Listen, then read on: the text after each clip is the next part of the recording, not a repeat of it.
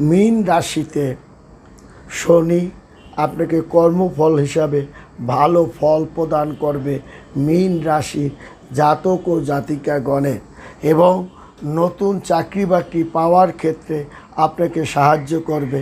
শুধু তাই নয়, ছোটোখাটো ব্যবসা বাণিজ্য ক্ষেত্রেও আপনাকে বড় ঠাকুর সাহায্য করবে, এবং বড় ঠাকুরের কৃপায় আপনি একটা ভালো অর্থ আপনি ধার পরিশোধ করতে পারবেন।